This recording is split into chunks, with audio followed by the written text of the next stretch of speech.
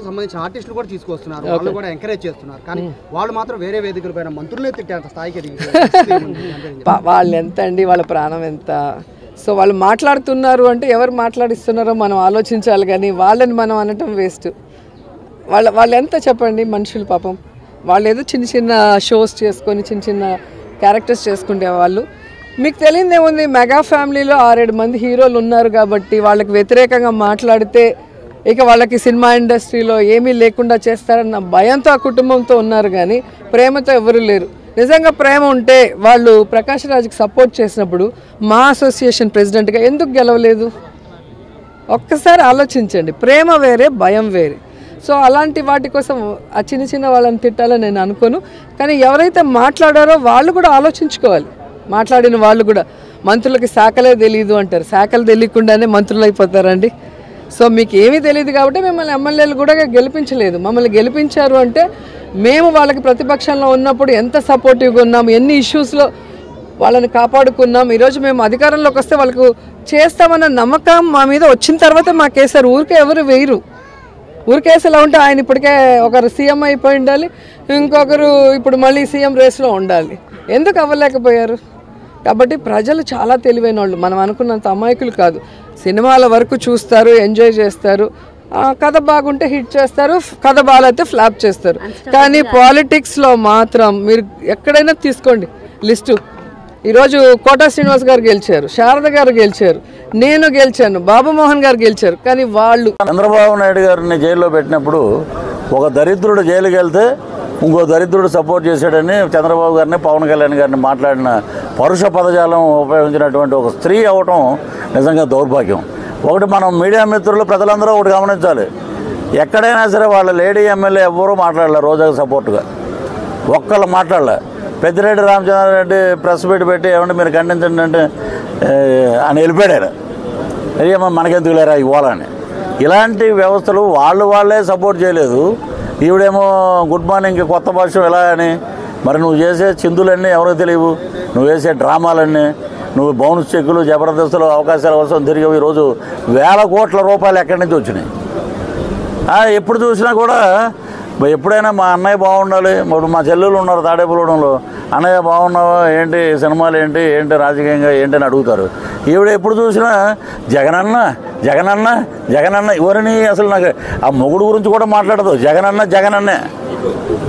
ఆడి బాబా ఎక్కడో దీని గోల పడలేక ఆడు మొత్తం బట్టదలైపోయాడు, ఎక్కడ మద్రాసులో ఏడుస్తున్నాడు అతను. ఈవిడ భోగతం ముందు గురువింద కింద చందం చూసుకోవాలి, మనం ఏంటనేది చూసుకోవాలి. ఎదటోడి మీద మాట్లాడినప్పుడు పవన్ కళ్యాణ్ గారు అడ్డగాడిలాగా 55 ఏళ్ళు వచ్చినాయంటే నీకు ముట్టు కింద 52 ఏళ్ళు వచ్చినాయి కదా. నీ సంగతి ఎవడో చెప్పాడు, నువ్వు చెప్పవు. నువ్వు ఆ కేఏ పాల్ గారి వీడియో చూస్తే ఆయన మహానుభావుడు పంది తిన్నట్టు తింటుంది, పడుకుంటుంది, దానికి ఏమొచ్చు అంటాడు.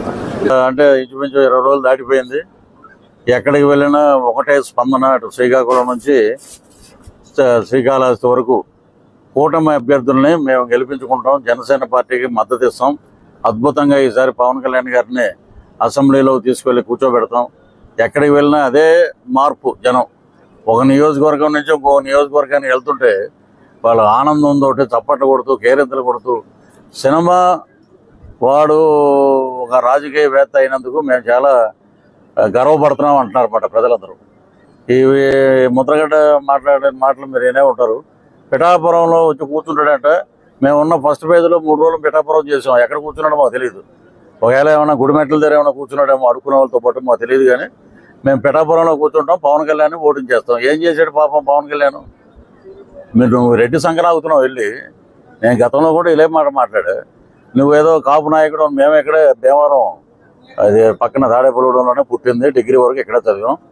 మరి నువ్వు అప్పట్లో మేమేమనుకున్నామంటే కాపు నాయకుడు యూనివర్సిటీలో ఉన్నప్పుడు ఆ కిర్లంపూడి పక్కన ఒక కాపు నాయకుడు ఉన్నాడు అనే దండం పెట్టేవాళ్ళం దూరం నుంచి. బా జాతికి బ్రహ్మాండం చేసేట్రా అది ఇది అని అనుకునేవాళ్ళం. అదంతా ఉత్తదే అని తెలిసింది. అది నీకు సిగ్గుందా ముద్రగడ్డ? నువ్వేంటంటే పేరు మార్చుకుంటూ ఊరే నాయన. నువ్వు ఇప్పుడు పేరు మారితే పిఠాపురానికి వీళ్ళందరినీ ఎక్కడితే మా సోదరులందరినీ పట్టుకురావాలి. భీమవరం నుంచి చక్కెరకాయలు అట్టిపోలు వేసుకురావాలి. బారసాలు అంటే మాటల మామూలుగా ఉంటుంది ఆ బారసాలకి. ఇప్పుడు తెలుగుదేశం నాయకులందరినీ మెప్పించాలి. మేమేమో గెలిచిన మాటలో ఉన్నాం, మళ్ళీ నువ్వు పేరు మార్చుకుంటానంటున్నావు. ఓడిపోయినా కూడా నువ్వేంటంటే నువ్వు ఆల్రెడీ ఓడిపోయావు. నీకు ఏం పెట్టారు? రెడ్డి కాపని పెట్టే, నేనే పెట్టే ఫస్ట్. నేను బ్రాహ్మణ కాకపోయినా, మంత్రాలు రాకపోయినా, రెడ్డి కాకపోయినా నేను దీవించేసాం. దానికి బారసాలు చేయాలి, మా నాయకులందరినీ ఒప్పిస్తాం. ఎందుకంటే మేము గవర్నమెంట్ ఫామ్ చేసిన ఆనందంలో ఉంటాం. నువ్వేమో బారసాలని ఏడుస్తున్నావు. సరే రెడ్డి కాపు, ఎందుకంటే నువ్వు ద్వారంపూడి చంద్రశేఖర్ రెడ్డి ఊడిగం చేసి ఒక పాలేరువి నువ్వు. అలాగే జగన్మోహన్ రెడ్డి సంగతి నీకు ఏం తెలిసే? నీకు అక్కడ మాకు తెలుసు, 10 ఏళ్ళ దిక్కుమాలతో కాపురం చేసాం కాబట్టి మాకు తెలుసు అక్కడ ఏం జరుగుతుంది ఏంటనేది. ఏంటి మన బట్టల రెడ్డి ఏంటంటే ఇది సాధ్యమా? మరి నువ్వు నవరత్నాలు పెట్టినప్పుడు మేము మాట్లాడితే సాధ్యం అన్నావు కదా. నీ దగ్గరికి వచ్చేటప్పటికి ఒక మాట, మా దగ్గరికి వచ్చినప్పుడు ఒక మాట. అద్భుతమైన ఉన్నాడు ఒకడు శంకరజాతి, ఆడ కాపని చెప్పుకోవటం కూడా మాకు సిగ్గేస్తుంది. మేము కాపులని చెప్పుకోవటం మేము సిగ్గుపడుతున్నాం. ఆడేంటంటే సంజన సుకన్య ఏమో నీకు ఇచ్చారా ఇరిగేషన్ మినిస్టర్, దాని మీద నువ్వు సమీక్షలు పెట్టు.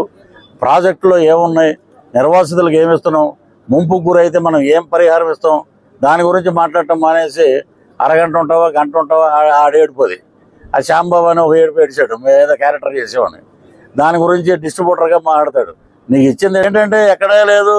పవన్ కళ్యాణ్ గారు 3 పెళ్ళిళ్ళు, ఈడేమో ఈడేమన్నా ఈడి చెల్లెళ్ళు ఇచ్చాడు 3 పెళ్ళిళ్ళు పవన్ కళ్యాణ్ గారు చేయటానికి. పోనీ ఈడి చెల్లెళ్ళు ఇస్తే మా చెల్లెళ్ళు వదిలేసామంటే నడకొచ్చు. న్యాయబద్ధంగానే డిపోయారు. కొన్ని వివాహాలు కలిసి ఉంటాయి, కొన్ని ఒక్కొక్కరికి అదృష్టం దురదృష్టం ఉంటాయి వైవాహిక బంధంలో. దాన్ని గౌరవించారు పవన్ కళ్యాణ్ గారు. సాంప్రదాయబద్ధంగా విడిపోయారు వాళ్ళు. విడిపోయాక కూడా వీళ్ళు 2 పెళ్ళిళ్ళు 3 పెళ్ళిళ్ళు అంటే మా వదిన 4వ వదిన జగన్మోహన్ రెడ్డి, మంచిగా 4వ పెళ్ళం జగన్మోహిని. మన విఠలాచార్య గారు తీశారు, పెద్ద హిట్ అది. ఇతను కూడా